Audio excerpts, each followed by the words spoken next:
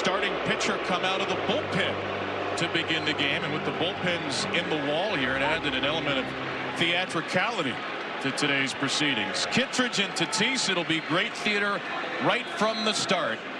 Here we go in game 2. With the first pitch chased by Fernando Tatis. 72 degrees, some clouds, but still brilliantly sunny. The wind's 10 miles an hour east-northeast. Tatis, after the Padres' top 3 went 0 for 11 yesterday, starts game 2 with a leadoff hit. Kevin, this is the big story coming into it. I mean, we just showed the chase and kind of almost the adrenaline that Fernando Tatis Jr., who's always had a great postseason, but he was swinging at pitches all over the zone. He gets a 2-seam right here. Beautiful job staying inside this pitch. Hands stay close to his body, drives this thing right up the middle. Well, Mike Schilt told us Tatis holding as Arise flicks the ball to right center for a base hit. Back-to-back single. Start game 2 for San Diego. Well, I know Luis Arise has been a little bit slow yesterday, 0 for yesterday, but the month of September was good to him. He began to come back and looked like Luis Arise, who had won 3 consecutive batting titles. How about that move to the ball there? He just goes down and just kind of sticks his nose on the off-speed pitch. Look how low he got, just sunk into his legs. Finds the barrel like he often does, and a good start for the Padres here in the top of the first. Very happy just to get 1 or 2 early, get to his bullpen when he can. There goes Tatis for third. Kelly won't even throw it. It's a double steal for San Diego with 1 out. I mean, you just talk about guts, Reed, and Kevin, you talked about Tatis Jr. This is a big part of the Padres game, a big part of his game. Gets an incredible jump, and Carson Kelly can't get it out of the glove. As much as they were anticipating it, it caught him off guard with 2 strikes there. His 13th steal of third this year. Merrill fly ball into right field. That drives Suzuki back in front of the warning track. He'll throw it into second. Arise takes third. Tatis is in, and San Diego strikes first in the opening inning of game 2. A sacrifice fly from Jackson Merrill. Yeah, the Padres playing a little small ball here, and this is what they're really good at. They struck first yesterday in game 1. 5.26 career ERA in his starts. Lobbed to the left by Bogarts. That's caught by Happ. Just a little too much hang time, but a run early for San Diego, who turns to Dylan Cease. How about this? 32 or more starts and 200 or more strikeouts in each of the last 5 seasons. There's not another pitcher in baseball that has done that the last 5 years. And he's owned the Cubs. I mean, that's something he's done throughout his career, that 1.47 ERA through 6 games. Push takes 99, drives it into right center, and up on in to make the warning track. Jackson Merrill there to clean it up. No, we got a little bit more wind today than what we had yesterday. Wind's pushing in pretty much in the direction the ball was hit, right toward right center field. If you're on the mound today, you want to challenge. You want to challenge with 4-seamers, and that's a ball to the inner third of the plate. Michael Busch gets the hands in tight to the body, but you hit it in the air, you got to really get it today to get it out of this ballpark toward right field, right center field. 3 starts in his postseason career. He's allowed 11 earned runs. And Nico Horner just drills one in the middle, continuing his strong series with a 1-out hit. Pretty similar to Fernando Tatis Jr. being able to keep his hands inside an inside pitch and drive it right back up the middle. Simple baseball. Nico Horner exemplifies that more than any other player. They snapped a 4-game playoff losing streak yesterday. And Happ swings and misses here. Cease gets him again, make it 1 for 22. Now Tucker drives one the other way. Pretty well struck, but right at Gavin Sheets, and it's a scoreless first inning for Dylan Cease. He's really hung his hat. He's getting to know Fernando Tatis Jr., Manny Machado. Ready for Mean down the line and left. That ball will stay fair. 1 hop to the ivy for Mean out of the 9 spot. He's got a leadoff double against Imanaga. Tell you what, Fermin 1 for 3 yesterday and 1 for 1 already today. Well, this is what you call getting the barrel to one right there. Looked like an off-speed pitch is kind of hanging up out over the zone, and he just powers it out right down the left field line. And a good start for the Padres. A leadoff double by Fermin. 106 miles an hour off the bat, too. And Arise grounds the ball to Nico Horner here. Made a third, but there are 2 down. Machado in the air. Center field. PCA trying to shade the sun, and Suzuki waves him off from right. Leadoff double, nothing more. It's 1-0 San Diego in the third. Strikes, that's for sure. So I mean, he's got elite stuff. So we got to work cut out for us. Thanks, Greg. Back to you, Kevin. Jesse, that's one way to work it out. Dansby Swanson, who had a brilliant all-around game yesterday, just drops a slider into center, and the Cubs had their first leadoff man on. Look at where this pitch is, though. I mean, we talk about hitting, and Craig Counsell was just talking about hitting good pitchers' pitches.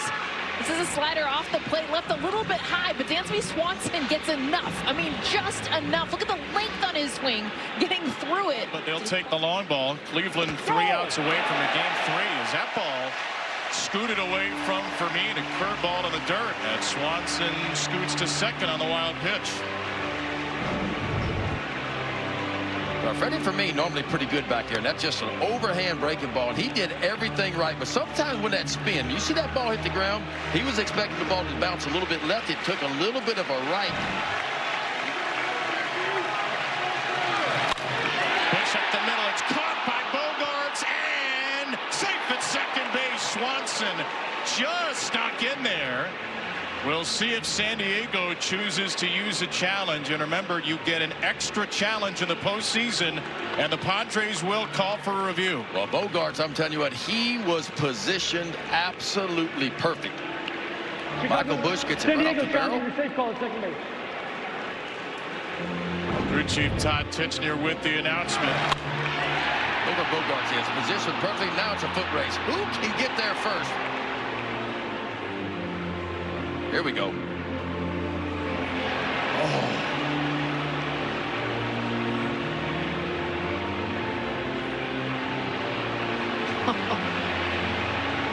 I don't know if you can overturn that.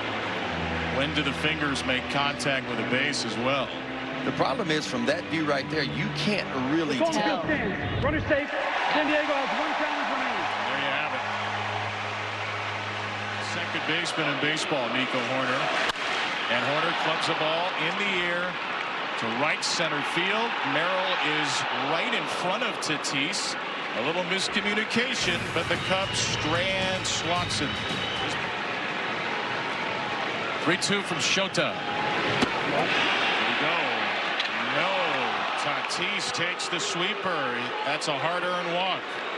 It is, because he saw pretty much everything off speed between the splitter and the sweeper. Does a good job of taking the pitches off the plate. We know Imanaga, what he can throw, especially with the splitter, can get the swing and miss. But what Tatis does is he starts to foul out the sweeper, then the fastball in, and he takes 2 in a row. Yes, checked his swing twice to earn himself a walk. Imanaga's only allowed 2 steals in 5 tries. Arise with a little drag bunt. Imanaga will go to first, get the second out. Tatis into scoring position with 2 down. Luis Arraez looks like he's trying to get a base hit right here. He's trying to push the ball hard enough towards second base. See how deep Nico Horner is right there? He's trying to shove the ball by the pitcher, Imanaga. And Machado cranks the first. And Happ will watch it go. He's a first pitch splitter. The Cubs do not turn to the bullpen, and Machado hits it over the bullpen. 3-0 San Diego. And what do we talk about coming into this game? It's got to be the dudes. And for the Padres, it is Tatis, it is Machado. I give Tatis a ton of credit for taking the walk, something he could not do yesterday, chasing pitches outside the zone to get on base, to get into scoring position. Manny Machado back has been quiet, has not had a hit, has not looked good at the plate, struck out his first at bat. He gets a splitter here and just torches it. This is what you call sitting on an off-speed pitch, getting one elevated right there, and putting your nose on one. And Manny Machado knew it when he touched it right there. That was a 2-run shot and a 3-run lead for the Padres. Who says he can't hit it into the wind? I mean, he hit it high, he hit it up. Wind was coming in, but 105 miles an hour, and a Machado swing on that you're not going to get You it. make a mistake, Manny Machado has done this for many, many years. If he makes a quality pitch, you don't think Tatis knew that one was leaving the yard? It comes down to execution at the end of the day. And he was trusting his pitcher to execute a pitch. Gets Merrill here for the third out. It comes one batter too late for Shota Imanaga and the Cubs. Manny Machado announces his presence in the 2025 postseason, his 12th career playoff homer. The wild card series continues after these messages and a word from our ABC stations. 3-2. No big swing there. 103 top shelved him. The Cubs strike out in a full count for the 5th time today. Oh, Mason Miller reaching deep down in that lunch pail of his and pulling out a little extra cheese top shelf. How about that? 103 elevated. Good luck. Because I've got this lower slot, it ends up having more slider action. 104 from Mason Miller.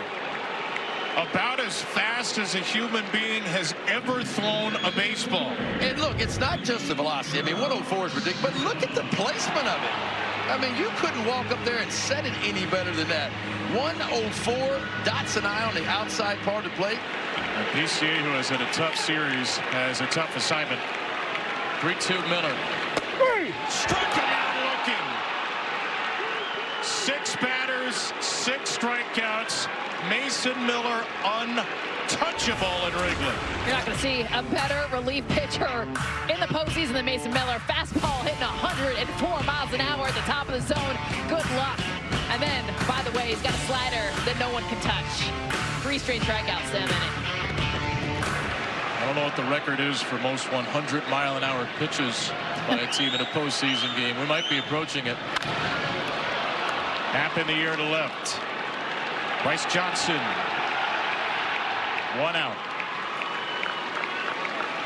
It would make sense that this series would go down to a game 3. Tucker right center field. There's his first hit of the wild card series. A little life for the Cubs. Well, that's what the Cubs need, man. They got to have some base runners, and we talked about it a couple innings ago. They got to have a big swing in there. Kyle Tucker's been nicked up. Didn't have a chance. Ran out of time to go down and get some rehab starts, but that was a really nice swing right there. Staying on plane and just kind of dumps it out toward right center field. On the ground, shortstop. Bogart stumbles, flips to second. Double play, and the Padres win it. Wow. San Diego shuts out the Cubs with a dominant performance from 4 pitchers, and this Padres smoke show sends the series to a decisive game 3. Well, I tell you what. Padres getting it done on defense right here. This was not an easy play at all. And Bogart's actually stumbled just a little bit. But so athletic. Look, goes to his knees, collects the ball, just a perfect feed over to Cronenworth, and a really nice finish on the back end by Arise. Look at Arise. He's reaching out all he can from first base.